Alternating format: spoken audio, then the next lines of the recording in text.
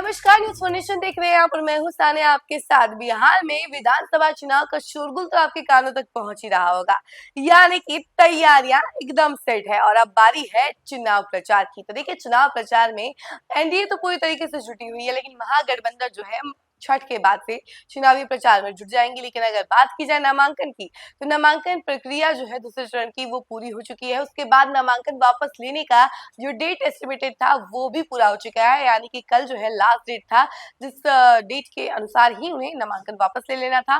तो इसी कड़ी में अगर बात की जाए नामांकन वापस लेने की, तो कल वो डेट खत्म हो चुका है, जिसमें टोटल 70 प्रत्याशियों ने अपने नाम वापस लिए हैं। और अगर बात की जाए 20 जिलों की, यानी कि दूसरे चरण में टोटल 20 जिलों में चुनाव होना है। इन 20 जिलों में 122 विधानसभा क्षेत्र है और इस 122 विधानसभा क्षेत्रों से 1302 उम्मीदवार खड़े उतरे हैं मैदान में। तो वहीं 70 प्रत्याशियों ने अपना नाम वापस भी ले लिया है। पहले 1372 जो आंकड़ा था वो बताया जा रहा था कि 1372 उम्मीदवार जो है मैदान में उतरेंगे, लेकिन अब जो है सिर्फ और सिर्फ 1302 उम्मीदवार जो है वो चुनाव लड़ेंगे, यानी कांटे की टक्कर देंगे। और उसमें कई सारी जगहों से अगर बात की जाए तो बाहुबली नेता भी उतर रहे हैं।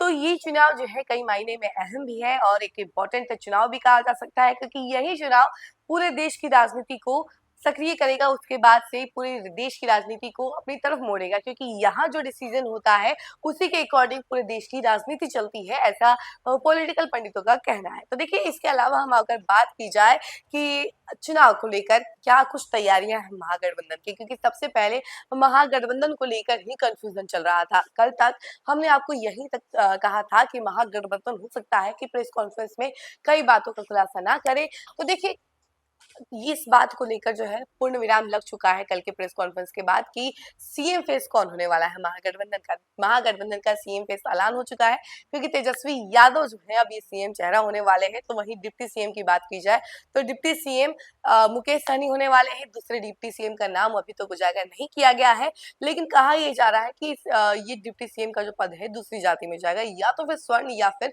अति पिछड़ा। तो देखिए, आने वाले समय में पता चलेगा कि आखिर दूसरे डिप्टी सीएम वाले जो पद है उसके ऊपर कौन आता है, क्योंकि अभी तक तो यही डिसाइड हुआ है कि तेजस्वी यादव सीएम चेहरा होंगे। तो वहीं मुकेश सहनी जो है वो क्या कहते हैं डिप्टी सीएम पोजीशन पर होंगे। लेकिन मेन बात यह है कि जो फ्रेंडली फाइट की बात कही जा रही थी, तो फ्रेंडली फाइट कई सारे जगहों पे अभी भी होना है, यानी कि बस 2 से 3 प्रत्याशियों ने ही नाम वापस लिए हैं महागठबंधन में, और बाकी सभी जो है फ्रेंडली फाइट के लिए उतर चुके हैं। फ्रेंडली फाइट होना है उन जगहों पे, नामांकन वापस नहीं होना है, क्योंकि कल ही लास्ट डेट था और कल ही तक सभी नामांकन वापस ले सकते थे, लेकिन कल डेट खत्म हो चुका है, तो अब कोई भी नाम वापस नहीं लेगा।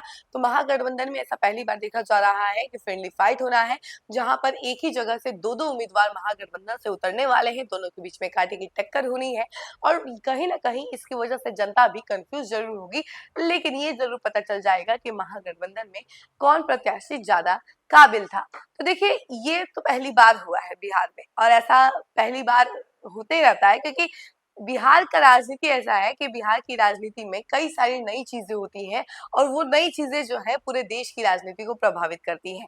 तो ये फ्रेंडली फाइट वाला जो फंडा है वो भी बिहार में पहली बार देखा जा रहा है, और देखिए आने वाले समय में इसका नतीजा क्या निकलता है। लेकिन इसके बारे में तो हमने आपको जानकारी दी कि आखिर नामांकन कितने जिन्होंने वापस लिया है और किन उम्मीदवार जो है वो मैदान में उतरे हैं, कितने उम्मीदवार मैदान में हैं और चुनाव कैसे होना है, सारी जानकारी हमने आप तक पहुंचा दी है। तब तक के लिए आप बने रहें और देखते रहें न्यूज़ फोनेशन। धन्यवाद। सूरज की पहली किरण के साथ जाग उठा बिहार, हर मत बने नई उम्मीद, हर कदम जिम्मेदारी। न्यूज़ फॉर नेशन की अपील, 6 और 11 नवंबर को घर से निकलें, वोट करें और अपने भाग्य विधाता खुद बने।